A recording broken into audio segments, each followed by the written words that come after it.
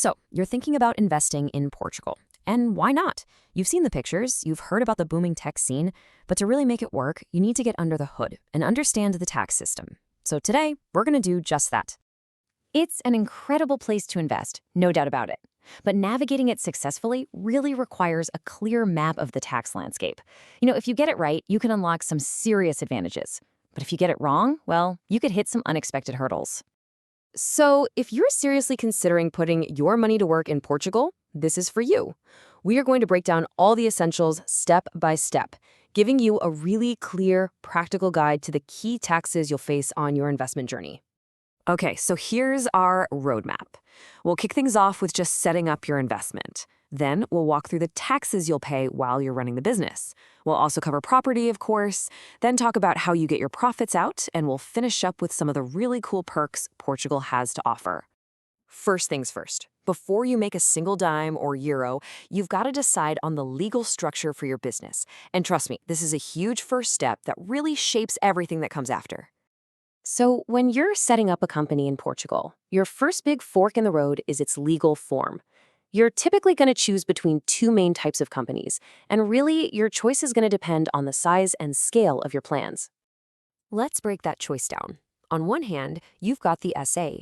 Think of this as the structure for bigger companies. It's more formal, it uses shares, but on the other hand, there's the LTDA. Now, this is the go-to choice for most small and medium-sized businesses, mainly because it's just simpler to set up and manage.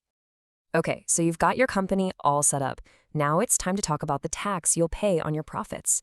This is the big one, corporate income tax, or as they call it in Portugal, IRC. So the headline number you need to remember is 21%. That's the standard corporate income tax rate in mainland Portugal. Simple enough, right? Well, not so fast. There's a bit more to the story. And here's the first bit of good news, especially for smaller businesses. For the first 25,000 euros of profit, you don't pay 21%. You actually pay a lower rate of 17%. Anything you make above that gets taxed at the standard 21%. It's a system designed to give a little bit of a leg up to growing businesses. Now, this slide shows what happens when your company gets really profitable. On top of the normal corporate tax, Portugal has a state surtax. As you can see from the table, once your profits hit 1.5 million euros, this extra tax kicks in, and it climbs higher the more you earn. Now for a really crucial detail you cannot afford to miss: autonomous taxation. This is a kind of weird tax on certain company expenses that you have to pay, even if your company doesn't make a profit. This applies to things like company cars or undocumented expenses, so you've got to factor this into your budget right from day one. Okay, so what if your investment involves buying real estate? An office, a factory, maybe some rental properties? Well, then you're going to run into a whole different set of taxes. Let's break those down. First step, you've got IMT. The easiest way to think about this is like a property transfer tax. It's a one-time tax you pay when you buy a property. And the key thing to know is it has to be paid before you sign on the dotted line. For city properties, the rate can go up to 6.5%. Next up is IMI. Now, this isn't a one-off payment. This is the annual property tax you pay just for owning the real estate. It's a lot like council tax in other countries. The rate's usually between 0.3 and 0.45% of the property's value each year. And finally, there's AMI. This is basically an extra tax that acts like a wealth tax on real estate.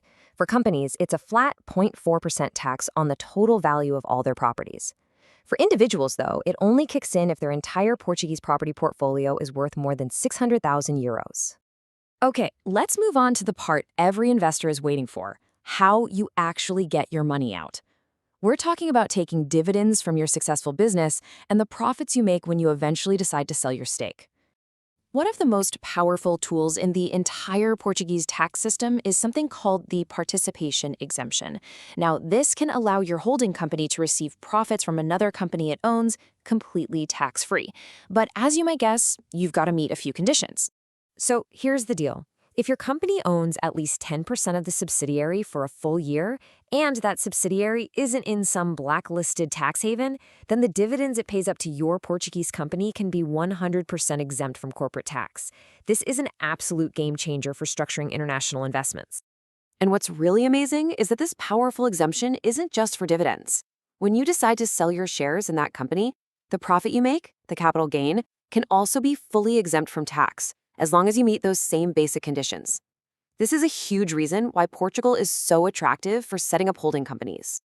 All right, to wrap things up, let's look at one of the most famous perks of the Portuguese tax system. This one is especially relevant for individual investors and entrepreneurs who are thinking about actually moving to the country themselves. This is the non-habitual resident regime, or NHR for short. It's a special tax status designed to attract talented professionals and high net worth folks to Portugal by offering them some pretty significant tax benefits for 10 years. And here's why it's so popular. For 10 years, if you work in certain high-value jobs, your income in Portugal is taxed at a flat 20%, which is a huge saving. But on top of that, most of your income from outside Portugal, we're talking dividends, interest, things like that, could be completely exempt from tax there. It's a pretty sweet deal. So, as you can see, Portugal's tax system is this mix of complexity and some real, genuine opportunity. The secret to success isn't memorizing every single rule. It's about understanding the big picture so you can ask the right strategic questions for your investment. Which brings us to a final thought. Based on your goals, what would be the very first question you'd ask?